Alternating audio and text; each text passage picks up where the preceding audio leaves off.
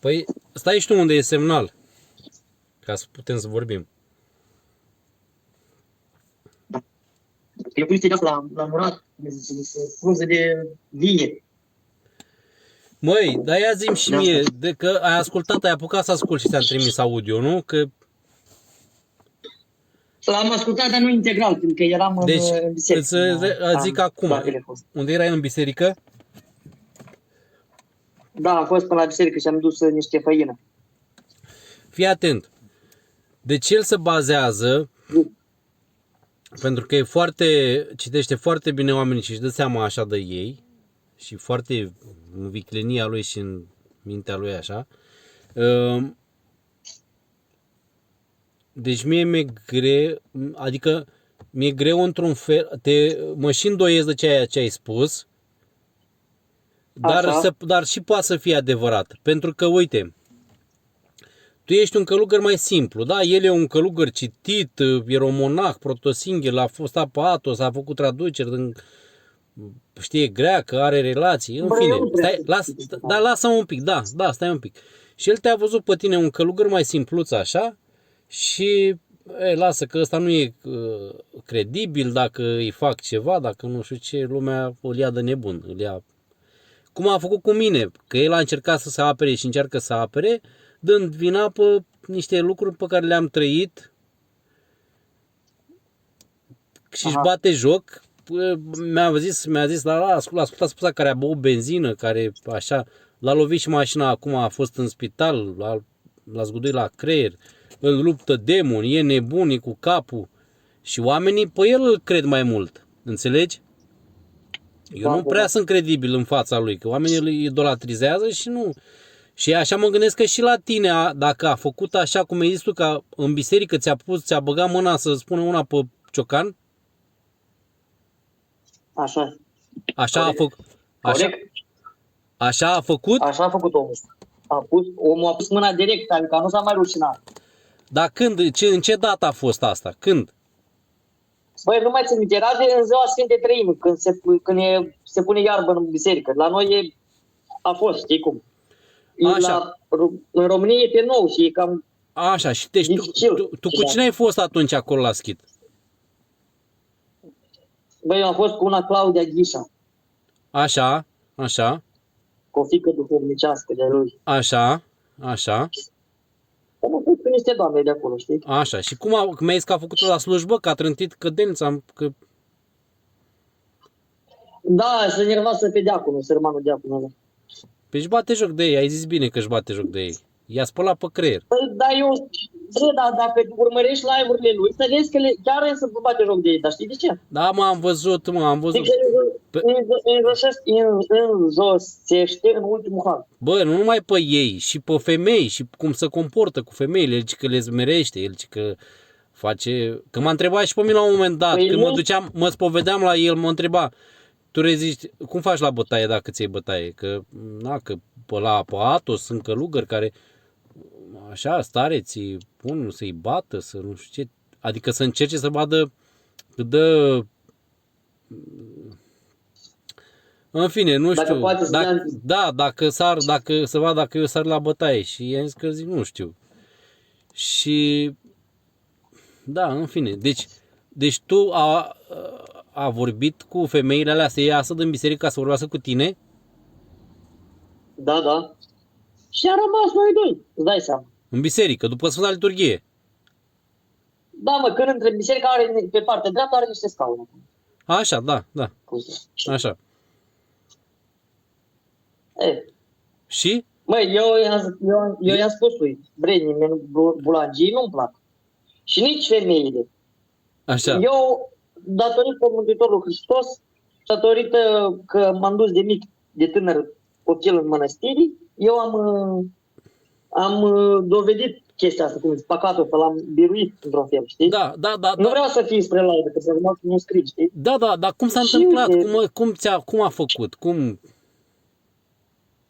Păi, cât m-a întrebat el pe mine, cât timp ai fost în mănăstire, de la ce mănăstire ești, ce ți-ai arhiereu, nu știu. Așa. Printre unele mai bătea să apropo omul, știi? Așa. Că mi-a spus, bre, eu am plecat din mănăstiri, dar am plecat din cauza tot a voastră, a sodomitilor și a bulangiilor. Da, așa, da. Lasă, dragule, lasă că... Dă-te știi de alea calde. Da, băi, are o tactică în el, frate, de nu... Păi bă, frate, pe mine cum crezi că el își dă seama de omul slab, îl citește, își dă seama unde poate, unde nu poate, unde îi merge, dar minciuna are picioare scurte, frate, nu-i merge în continuu. Bre, Narcis, Și eu nu fac așa. Ascultă-mă puțin. Nu să dea peste un om, să dea peste un om care o să rupă și mâinile și coastele. Păi bă, așa vorbeam cu un prieten care a încercat la fel cu el și îmi zicea că bă, că cum trebuia să reacționez, că îl întreba pe el cum trebuia să reacționez, că ți-am făcut așa, nu știu.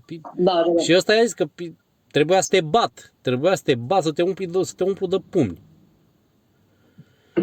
În fine, bă, mai e denumit și femeiușca de cineva de acolo, așa femeiușca, pentru că e ca mai feminizat, așa mai... Bine, are un comportament de femeie, eu îți spun cum este. Are un comportament și o convorbire cu o voce moale, parcă e femeie. Să-mi bag picior de noi așa, că deci, uite că nu e... Bă, în fine, poate așa s-o fi născut el, nu știu, dar eu cred că sunt și asta. E și de la de la înclinația asta pătimașă. Deci boala asta care o are de a atrage bărbații. Bolnav psihic, așa să trebuie chiar de fapt psihiatric. Poate să fie așa, frate. Pentru că, băi, deci eu lucrurile astea le-am făcut până acum și pentru oameni, frate, pentru că nu am cum să nu mă intereseze. Au ajuns oameni la spital, frate. I-a ajutat, între ghilimele, i-a ajutat să ajungă la spitalul de nebuni. Cum am pus și eu prima dată spovedania aia pe YouTube, cu prietenul ăsta al meu care a pățit și el cu el, așa, a atentat la el. I-a zis, stai, am uitat ce vreau să zic, că mă gândeam, sunt multe care îmi vin așa și nu mai... Ce ziceam? Zi tu. Ziceai de prietenul tău, când a atentat la dumnealui. Și a ajuns multă lume a ajuns din cauza lui la psihiatrie. Da, frate, deci am cunoștințe care au ajuns din cauza lui la psihiatrie, așa, pastilați, cu pastile și așa, unul dintre ei săracul, în fine, eu îl port în inimă și îl pomenesc cu rugăciune și vreau să-l sun, dar nu. În fine, și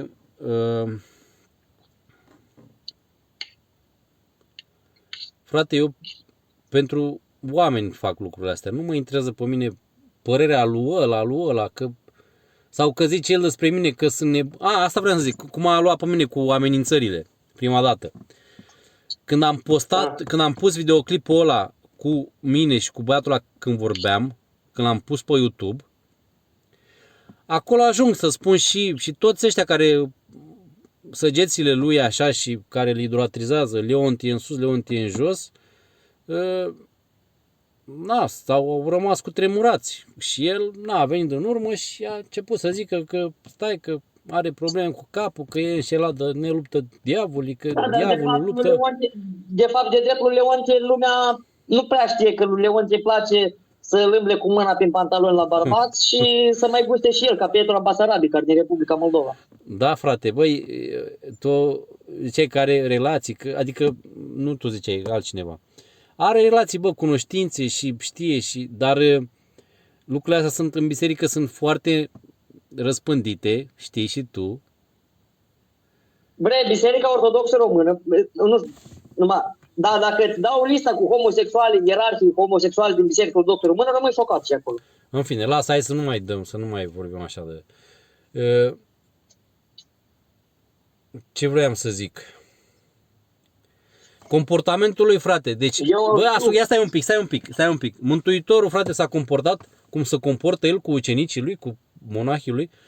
S-a comportat așa cu ucenicii? Normal că nu. Și fii atent, îmi zice el odată că i-am zis Sfântul Ignatie Brăianceaninov. să citească cartea, Aha. să-i dea cărțile cu Sfântul Ignatie Brânceanu scrise de el despre înșelare și ofrandă monahilor contemporani, 2 cărți, să le dea să citească. Nu că n-au voie, nu că, nu, stai că nu a zis așa, nu a zis că n-au voie, au spus că nu că sunt ucenici ai Sfântului Iosif Isihasu care nu-ți dă acord așa cu că te poți mântui și pentru un stare îți lăsați să căni ca mine așa. Pe mamă, când am auzit, Da, deci pe nu, el să te băi, face deci, pula, iar, doamne, iar. băi frate, nu, Bă, eu știi ciudat de bulangii ăștia. Spun un singur lucru. La mine prietenul care e prieten, rămâne prieten. Dacă nu e vorba că e bulangiu, frate, eu am pățit dată compopă, de aici din Moldova. Deci din Moldova. așa, Bre, am luat și l-am bătut. Să mă ierte Dumnezeu, că e păcat. L-am bătut, frate. bă, frate, și după aia trebuia să-i zici să te spovedească. Îl băteai, băi, pune pe Pitrahirul și îl spovedește, mă. Dar nu mai vrea, că nu poți să-l obligi, că dacă l-ai Nu, bătut... că Nu. m-am înjurat atunci, m-am înjurat. Bă, fii atent, ia ascultă-mă puțin. Tot Deci tu când ai fost cu femeile alea la el, așa, te-a citit el un pic așa, a vorbit el cu tine și... Bă, el a crezut că e merge, știi? A crezut că e merge. Bă, ăsta cred că e ca și mine, știi? Da, păi da, te-a văzut un pic mai simpluț, așa, nu știu. Păi stai un pic, mai e un călugăr care am fost eu pe Athos, care l-am cunoscut ultima oară când am fost pe Athos, și la o chilie și era băiatul mai călugăr, mai simpluț, așa, nu... Și am intrat în vorbă cu el, nu zic chilia la unde era, nu dau nume, că nu... Nu contează. Da, și zic, cam am intrat în discuții cu el așa și era de la Constanța, că a fost la Constanța. Zic, păi îl cunoști pe Părintele Leontie, nu? Că a fost exarh când a fost el. Da, de unde Da. a fost. Și zice, da, îl cunosc. Mamă, dar s-a schimbat la față. Când i-am zis așa, s-a schimbat la față. Și imediat am simțit ceva așa în neregulă. Zic, dar ce s-a întâmplat? Dar ce? Îl cunoști așa? Ce? Nu, dar nu vreau să discut, nu vreau să vorbesc, nu-mi place de el. Că l-am cunoscut acolo și nu. Da, asta a fost discuția. În fine. Da. Voi, dar îl acoperă, frate, îl acoperă. Am vorbit cu Teodose de 2 ori la telefon, frate. Eu i-am mai zis Pomohaș Cloșcaru. Pentru că mă auzi? Alo? Zic, eu te aud pe tine. Deci, eu i-am zis Pomohaș Cloșcaru pentru că pe lângă faza asta cu băieții, el umblă foarte, foarte bine la cabina femeilor, la căpățână, la minte. Pentru că o doamnă, mama părintelui care e acolo diacon, a vrut să facă monahie, vrea să-i facă pe toți. Nu vreau să dau nume, nu vorbim, nu dăm nume. Da, corect. În fine, și una din fetele ei a avut căderea psihică acolo și a ajuns la psihiatrie. În fine, și fii atent, când am fost astă iarnă la el acolo, m-am dus, era, ninja, era zăpada, am plecat în Făcăieni cu mașina cu un Dacia Jogger până la Schit acolo. Și Da. când m-am dus, mi-am luat și o lopată cu mine, pentru că ninja era, zic, mamă, dacă nu știu dacă mai ajung, m-am rugat tot timpul, tot drumul m-a rugat, zic, Doamne, dacă... Și că aveam intenția și tot timpul gândul, nu vreau să vomit eu acolo să îi tulbur pe monah, că le zic eu, că... Da. Și să mă cer, să fac circ, nu, vreau să-i văd cum sunt, să-i simt cum sunt ei, ca stare, așa, ca... Și m-am dus, am parcat mașina acolo, am reușit să ajung. M-am rugat tot drumul la Sfântul Gheorghe. Că era un mes, frate, deci ninja era... Și a rămas și unul cu un Mercedes de la 4x4 înzăpezit. Am oprit și l-am dezăpezit cu lopata, l-am ajutat. Și eu cu Loganul am trecut până... În fine, cu Loganul, cu joggerul, în fine. Bun, și am ajuns... M-a văzut părintele ăsta diacon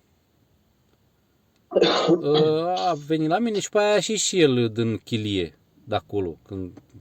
Seara am ajuns, era noapte, era întuneric. Și zice, aoleu, nu credeam că te mai văd pe lumea asta.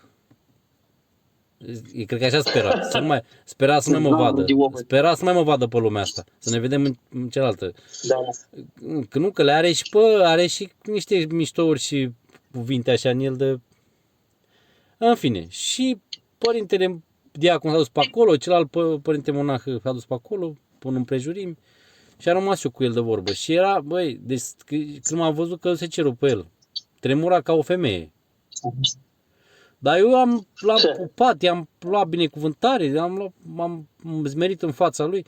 Bă, frate, pentru că, ascultă-mă puțin, eu n-am nimic împotriva lui. Deci ca om, ca persoană, n-am nimic împotriva lui. Și chiar dacă... Și ascultă-mă puțin, harul preoției, nu... Eu sunt ortodox, frate, și știu de ce sunt ortodox. Am căutat lucrurile astea, am căutat credința adevărată în Dumnezeu unde e, în toată piața de minciuni despre Dumnezeu. Aici e Dumnezeu, acolo e Dumnezeu, aici e iubire. Și zic, bă, dar unde e? Și cunosc ortodoxia așa și nu pot să nu cinstești preoția. Nu amesteci, Da. în fine. Și el a rămas așa că nu știa ce să mai zic, că i-a zis, părinte, n-am niciun microfon, nu te registrez, zic, ce vrei să mă dezbrac, să vezi că n-am nimic. Era chechet pe el, ce să mai... În fine, Da. După aia vreau să plec, a rămas dezamăgit așa cum. Și erau părinții ăștia doi pe acolo, în curte și zic, cheamă-i că vreau și eu să iau în brațe și să plec, să-i salut, să mi-au rămas bun de la ei. Și deci nu vrea să-i cheme. Era frică. Era panicat. Nu le zici. Da. Zic, cheamă-i că nu le zic nimic, termină și cheamă-i. Și i-a chemat. I-a chemat, au venit. Și băi, părintele ăsta, nu-i dau numele, dar cred că îl știi, în fine. Adică îl știi sigur, ăla care i-a zis că i-a trântit cădelnița în slujbă, când i-a trântit cădelnița. Da. Că nu i-a pus lui tămâia cum trebuie. Îmi zice, Păi da, îi zice, nu mai știu ce schimb de vorbe am avut așa și zice, dacă vrea stăpânul, da, dacă vrea stăpânul. Și zic, și i-a zis, stăpânul e doar Hristos. I-a zis că stăpânul e doar Hristos. Și pe aia am plecat, am plecat, n-am mai... Și mi-am dat seama, frate, că deci sunt tocați psihic, deci ei nu mai au discernământ acolo, nu mai... Că fii atent ce face, ia predici și cuvinte de învățătură care le-a rostit, de exemplu, Părintele Emiliano Simono Petritu. Dar în contextul, bă frate, în contextul ăla de acolo din mănăstire, oamenii îi cunoștea și așa, adică nu poți să iei predica unui om cu viață sfântă și să ți-o împropriezi predica aia și să spui cuvintele alea ca și cum că așa trebuie să faci. Altă chestie, viețile sfinților, frate, nu sunt dogme. Ce s-a întâmplat acum 200-300 de ani cu un sfânt, ce a făcut, ce scrie în viața lui, băi, dar eu în primul rând, eu n-am trăit în viața aia, în timpul atunci, în perioada aia, să știu dacă așa s-a întâmplat sigur. Pentru că viețile sfinților sunt rescrise, dă călugări, dă nu știu ce, dă așa. Cei mai apropiați așa, mai apropiați știm că sunt dovezi, stai puțin. Că sunt așa, uite, Sfântul Ioan Maximovici, că mergea de sculț, așa, și da, să știi, așa. Dar știu, dar asta nu înseamnă că e o dogmă, trebuie să mergi și o de scul sau ăla. Deci degetele la mână sunt diferite. La fel și oamenii sunt diferiți, sfinții. Nu poți să iei pe Sfântul cu tare, viața cu tare și să... În fine. Și el asta face, frate. Îi toacă pe oamenii psihic. Deci el nu are, de smerenie. Ce smerenie? Că e... Ascultare, le sparge capul cu ascultare, că dacă te faci ascultare, că...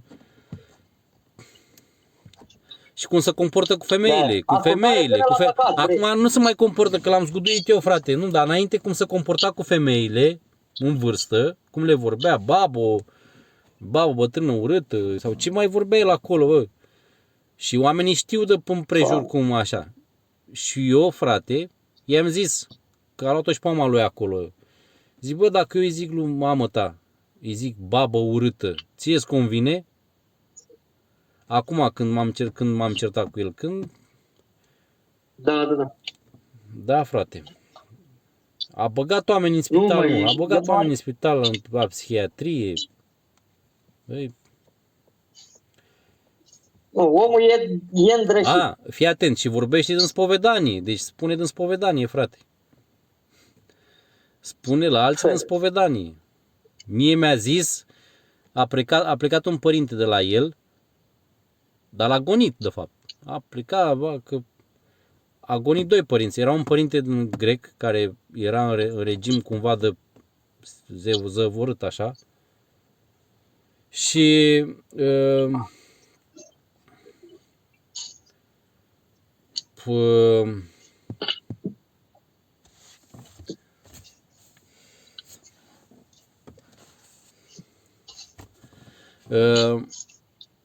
stai că a venit cineva aici și a parcat nasol și să mă dau eu la o parte. Da, el a parcat greșit. În fine, că sunt în mașină, frate. Aha. Deci, ce ziceam? De părintele din la Atos. Că a venit la el. Că era mai retras așa.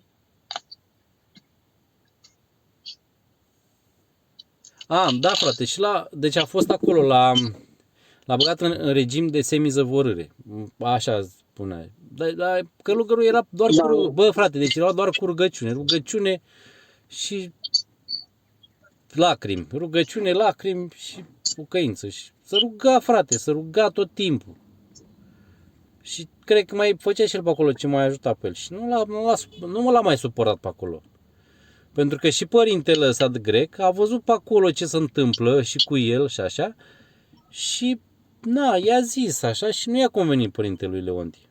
Și l-a ușuit și pe el. Și pe părintele ăsta român,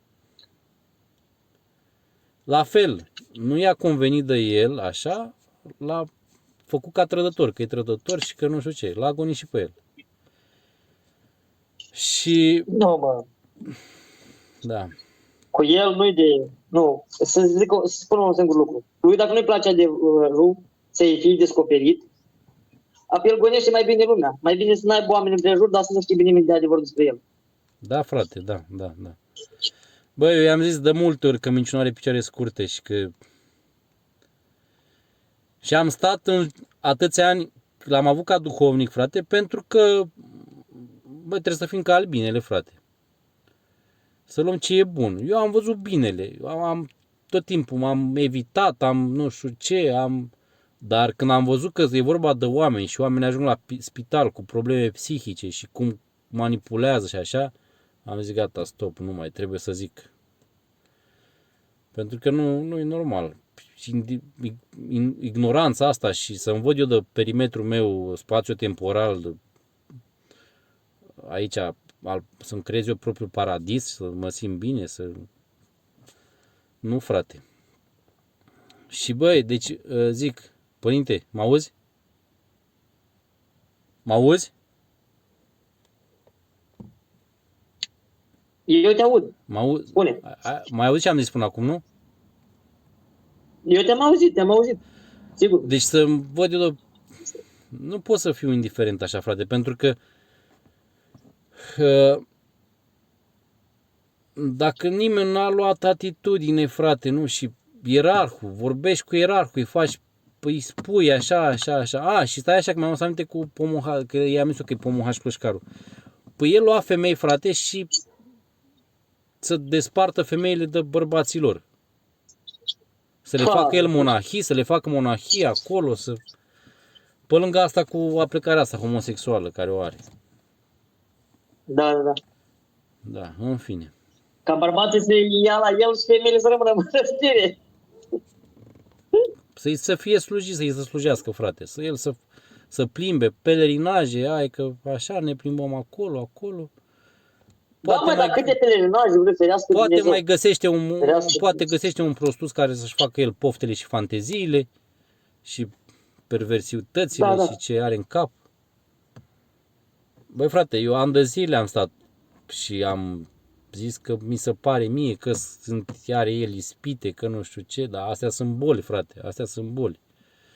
Boli care lasă urme adânci în mințile oamenilor, în sufletele lor și din păcate lucrurile astea sunt foarte răspândite în biserică, bă, pentru că noi românii idolatrizăm foarte mult, frate. Noi românii ortodoxi, nu știu cum sunt grecii, cum sunt ceilalți, cum sunt pe acolo, dar știu ce se întâmplă la noi în țară cu cum idolatrizează prea multă atenție preotul se dă. Da, frate, adică preotul de multă atenție care se dă, omul începe să devină nebun. Într-un sens, măcar. În fine, înțelegi? Da. Bine, părinte, haide că ne mai auzim. Dar cu asemenea oameni nu se merită să mai ții legătură sau să discuți, ferească. Păi nu, ăștia bătut sau arse rug, cum o ard Gomora Sodom. Nu, nici chiar așa. L-ai prins, l-ai bătut bine, i-ai dat foc, gata, frate. Nu, frate, nu. Dar nu vezi că consistoriul nu doarme pe el? Că să mă duce consistoriul, nu voi. Păi ce consistoriu? Că jumate, că să ieși și plin, e înțesat și ăla de 99,99. Paternitate de gay. Da, frate, nu mai. Băi, dar nu e vorba că, uite, eu nu vreau ca oamenii să... Cum? La el joacă banul. Păi joacă, frate, joacă. Înțelegi? Eu când am ieșit din spital, când m-am trezit în comă, m-am gândit la toate sfintele moaște care le are acolo, toți sfinții, și i-am zis, băi, bine, nu eram așa foarte coerent în gândire, cum să zic, doar ce mă trezit în comă. Și m-am dus cu gândul și cu mintea doar la sfinți, așa, și ce are sfinte moaște. Și i-am zis, fă ceva cumva, că o groază de bani îți trece până mână, să faci o biserică, să nu mai ții în cazemată atâtea sfinte moaște, că spui că le cinstești. Bine, i-am spus mai frumos, m-am exprimat mai frumos, că nu eram certat cu el, nu aveam nicio, încă mi-era duhovnic. Și i-am zis să facă ceva cu sfintele moaște, nu le țin în cazemate, în pânșoare și pe acolo, să facă o biserică, să le pună în biserică, în fine. Și nu că cu actele, că nu sunt cu acte, dar de atâția ani rezolva problema cu. Da, se rezolva. Înseamnă că era un problem. Dacă nu erau cu acte, ia fi atent, că mai este șapte chestia asta. Dacă nu erau cu acte, înseamnă că omul mai dădea fundul la bătaie și mai primea niște sfințe moaște. Vă da fundul la bătaie. Băi, frate, nu, cumpăra, dădea bani pentru sfinte moaște.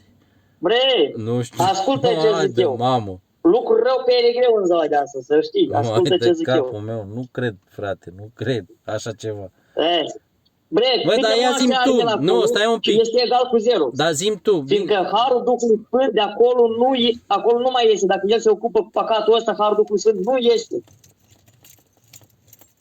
Ca și Petrică de la... Petrică, sunt probleme grave, frate, care... Nu, băi, în fine, sunt stai un grave, pic, dar... Bă, cumva eu mă cutremur, pentru că e o inconștiență mare, adică... Uite, exemplu, eu stau acasă, da, uite, eu nu prea muncesc, așa să zici. Eu muncesc acasă, da, pentru mine. Acum am făcut astăzi 4 iconițe, să încerc cumva să le mai fac câteva, să le vând, încerc așa, știi, ca să mă întrețin. Da. Doar asta, ca să pot supraviețui. Mai mult nu am nevoie de nimic în viața asta. Ești la alțăresc care cu bani, vezi ce se întâmplă. Ajung să fie bulangii, gay, cum le mai zic și noi, da? Ajung să-și vând sufletul diavolului și gata. Băi, părinte, da, corect? Da, ascultă-mă puțin. Toți murim. Toți plecăm de aici, nu stăm. Păi da. Și mă gândesc și eu de multe ori, da, în fiecare zi mă gândesc, de când m-am trezit în comă la asta, în fiecare zi n-am cum să nu mă gândesc, nu mai am cum să nu mai mă gândesc și slavă Lui Dumnezeu că mă gândesc tot timpul.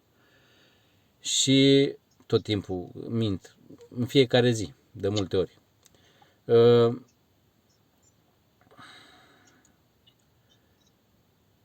Dar pe mine mă înspăimântă cum, de exemplu, atunci când mi-a pus mie mâna și mi-a frecat un somn, când dormeam la Radu Negru, când m-a luat el în pat să dorm cu el, eu atunci eram foarte Aha.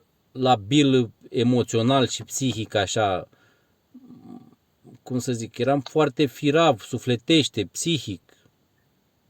Și el a abuzat de lucrul ăsta, m-a invitat așa și eu am simțit că era drăgăstos așa și uite că după ce venisem eu, că am spus în filmulețul ăla, în spovedania aia,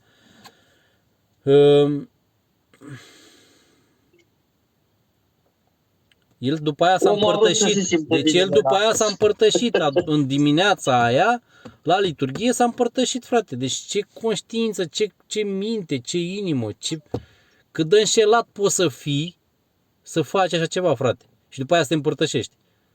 Să-l iei pe unul, dormi cu el, eu freci, încerci cu el să faci ceva acolo când doarme și după aia te împărtășești.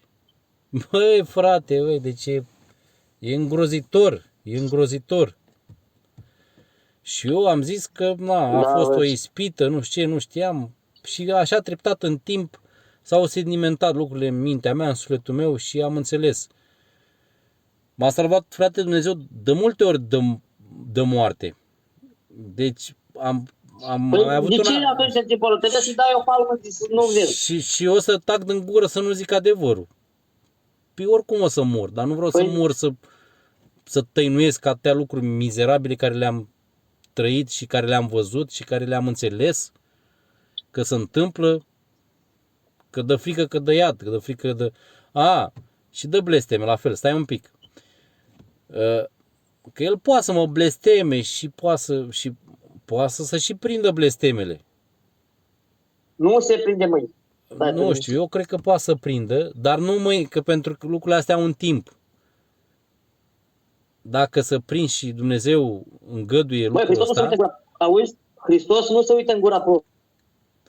În fine, eu vreau să zic esența că nu mi-e frică. Esența e, vreau să zic că nu mi-e frică de nimic, nu mi-e frică, doar de Dumnezeu, atât. Poate să mă amenințe. Păi m-a amenințat prima dată, m-a luat că îmi face plângere pentru calomnie și am așteptat, n-a făcut nimic. După aia că îmi rupe picioarele... Stai un pic, stai că mi-am amintit. După aia îmi zice, s-a liniștit cu asta cu poliția, s-a plâns la niște fii de ăștia duhovnicești, unul mai mușchiulos, mai mare așa, făcut, mai golănaș el, s-a plâns la el că iau ce face Narcis, ia uite că ce am făcut și ce-mi face acum, ce zice de mine, că e nebun. Și mi-a zis că vezi că dacă te prinde ăla, asta îți rupe picioarele, îmi zice. Zic, cine părinte? Și eu vorbeam cu ăla. Și pe aia l-am sunat, zic, băi, auzi ce mi-a zis părintele Leontie, că dacă mă prinzi îmi rup picioarele. Nu, frate, nu știu ce. În fine, a trecut asta și pe aia la ceva timp mă sună el, nervos, băi, după ce am pus filmulețul pe YouTube. Și că, băi, da. Dacă nu ștergea după internet cu părintele Leontie, îți violezi copiii, familia, pe tine, băi, și am făcut plângere penală. I-am făcut plângere penală la poliție, acum poliția a clasat dosarul, în fine, dar că vine peste mine pe aici, pe unde stau, că mă violează, că violează copiii, bă, nici înjurături și l-am înregistrat. L-am înregistrat pe WhatsApp, că i-am închis și l-am înregistrat pe WhatsApp, când trimitea vocal. Îmi trimitea vocal el. Și cu astea am la poliție, dar poliția, în fine. Băi, să doarme, frate, doarme și în biserică și în pământ. Nu, Leontie, e frică ca să nu fie arătat în presă. Asta e problema. Dar el trebuie să fie ca și Petru Păduraru, care din Republica Moldova. În presă, direct. Să-l judece consistoriu, frate, ce consistoriu? Că uite, pe părintele Mega acum a dat în vileag, a vrut să dea în vileag și a mai dat așa, pac, l-a caterisit. Ce să mai? Păi știu. Știu? Da, frate, Băi, și părinte, bine, haide că nu știu, bre, eu nu știu cum să zic, dar băi, nici un pic de rușine să n-ai tu, ca popă, că la asta nu poți să spui preot sau monah. Popă de țară, poți să zici, și atât mai mult nu poți să zici nimic, știi? Că poți să duci un om la sminteală ca el să-ți piardă credința în Dumnezeu. Păi, Faci da, zeci de mulți, chestii. frate, dar, băi, dar de ce crezi că mulți și presa vânează chestiile astea și așa, mai dă așa? Și e și un interes viclean în chestia asta care îl urmărește presa. Dar că nu Da. spune și pe lângă adevărul credinței și lucrurile bune și frumoase din ortodoxie și ortodoxia. Nu învață, nu-i catehizează pe oamenii inculți. Le spune, le arată doar mizeria. Ca să-i îndepărteze. Hai să zic ceva. Dar De Petru ăsta Basarabiei, Da. ai auzit de cazul lui. da, Presa ca să stupe tot rahatul ăsta, ce-a făcut? L-au pus pe Vladimir Mitropolitul de Chișinău. L-au pus că vezi, Doamne, că e cu femeile da. și că are vile. Bre, măcar omul e cu femei, noi că nu păcătuiești împotriva Firii. Împotriva jurămintelor. Duhului Sfânt, da? Împotriva jurămintelor Da. care le-a depus, nu depun împotriva... Da. Da, au depus jurământ de feciorie, asta ce mai greșește. Da. Dar nu păcătuiește în sens la Dumnezeu, adică nu. Frate, deci mi-a zis cineva care știe multe lucruri, multe situații de la Așa. învățare. Nu zic oraș, nu vreau să... Dar mi-a zis din mănăstiri, din mănăstiri multe, mi-a dat multe nume cunoscute de mănăstiri că sunt acolo. Și mi-a zis că, Bre, și, cei că care și pe au Atos, fost stai un pic, mi-a ce? zis că și pe Atos a intrat acolo molima asta și sunt mulți, dar fii atent, Da. la postările mele după Facebook cu manipularea care se face în biserică, manipularea psihoemoțională de așa și astea care le-am trăit eu cu ăsta, a comentat tot tipul, o femeie la 47 de Da, ani. da. Că dacă și eu am pățit, nu știu, și după aia eu am intrat pe ea pe Messenger și am vorbit cu ea un pic. Zic, da, eu m-am intrat pe profilul ei, am văzut, era frumușică, simpatică așa, machiată, sulemenită cumva era. Și da, și multe icoane cu Maica Domnului, cu nu știu ce, pe la Cernica, pe la... Alea cum le zici care stat, mironosiți? Stai așa un pic, băi, dar eu am văzut cumva și din priviri și din felul că erau prea multe chestii, Îi place multe și- icoane și așa și foarte machiată și așa și sulemenită. În fine. Și zic, hai să vorbim, să ne mutăm după... I-am cerut numărul de telefon, să vorbim, să clarificăm un pic, până ce a trecut de așa. Și am vorbit eu cu ea așa și până la urmă era jenă să zic, era frică să zic, era frică, dar am reușit să... S-a deschis și ea, că eu mai tinerel, 33-34 de ani, na. Da, Am știut cum să... Îi place amabil mai tineri. Da, am fost mai amabil așa, am știut cum să o descos ca să poată să îmi zică. Și ce crezi, frate, cum a manipulat-o? Că mi-a zis că am pățit și eu la fel ca tine, cum ai pățit și tu. Zic, cum adică eu ai pățit la fel ca mine? Și mi-a zis, păi uite, cu un călugăr după Atos, un duhovnic care venea pe Atos, care căutam și eu așa să mă spovedesc și să o viață duhovnicească mai... Păi zic, și de ce nu puteai la un preot normal, trebuia să cauți un duhovnic după Atos, un călugăr după Atos?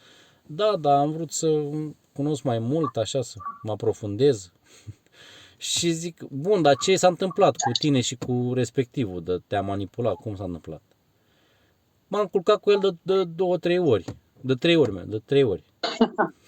Și stai un pic și i-am zis, atunci m-am enervat, m-am schimbat la față.